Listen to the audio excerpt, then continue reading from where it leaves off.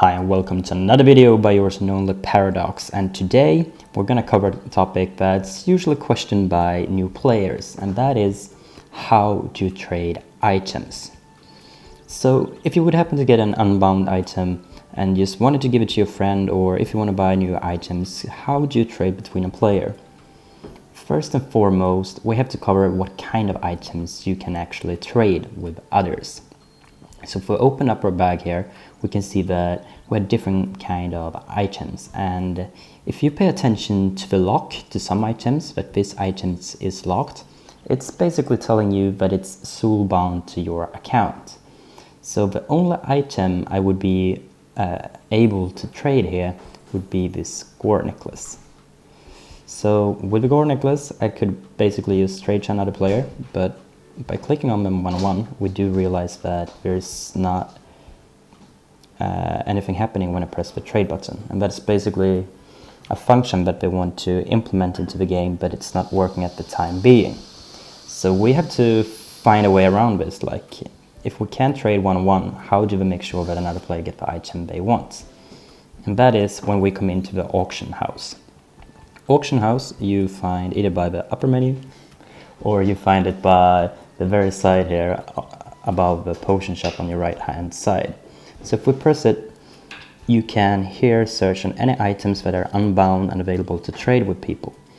You can have two currencies, which are your unbound diamonds and unbound penny and trade for.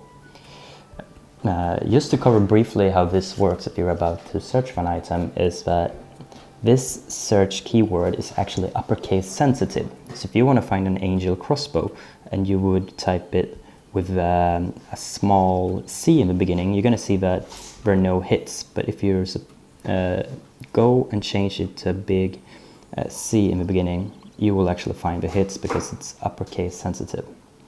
So now when we covered that, you also need to know here on the sell tab that when you put up an item, it's actually going to be a pending registration. And this is something that's very important to know how it works, to make it work smoothly when trading with your friends. And here's the thing you need to keep in mind.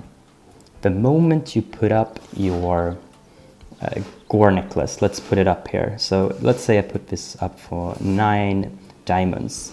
Now, the moment I put it up, it's pending for sale. This means that it's not live yet, so none of your friends can see it until it goes live. And it goes live when it looks like this bow up here. It doesn't say that it's pending, it's actually live for others to find. So when does the item go live? And this is very important that you take with you when you are done watching this video. This gore necklace will go live 30 minutes after I put it up, in a window to 60 minutes beyond. So what is it that I'm saying? I'm saying that the very first 30 minutes, it's going to be pending and not be listed. But between minute 31 and minute 60, there's a window there when can be placed random. So in order to trade with your friends, you need to know the timestamp they put it up. So you would go back here and look in the very bottom corner, close to the bottom menu button here on the left hand corner, and you see the time. So I put up this gore necklace at 17:50. This means that it's going to be live somewhere between 18:20 and 18:50. So when you have a partner you want to trade with, tell them the time it's going to be live, and they basically just have to sit on auction house, search for the gore necklace. Let's put it in, and then refresh the button.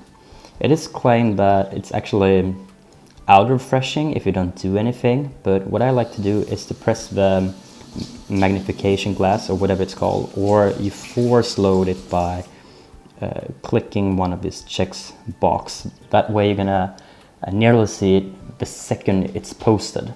And the thing is, why you want to be doing this and keep a lot of attention is that it's going to be live for others to take as well. And we usually call this concept auction house sniping. That is when someone interferes in your trade with another player and they buy off the item. If that happens, you can check on history and see who actually bought the item in the end. So you can go and whisper them and be like, hey, it took an item I was supposed to trade for my friend, and see if you can figure it out. But it's always the buyer's responsibility to buy the item when it comes up, because it's totally accepted from a game mechanics point of view to buy an item that's live on an auction house. So you cannot complain if someone supposedly interrupts your trade. So there's no stealing involved. It's just that you got to be aware of how it functions. So that is what I want to cover. Just keep in mind that the developers are working very hard to make sure that the trade button works, so you can trade between two players. But for the time being, we have to do the auction house way. And as always, I appreciate that you're watching my videos, and I apologize for a bit of a background noise here, but I hope you still enjoy my videos and will see me in the next one.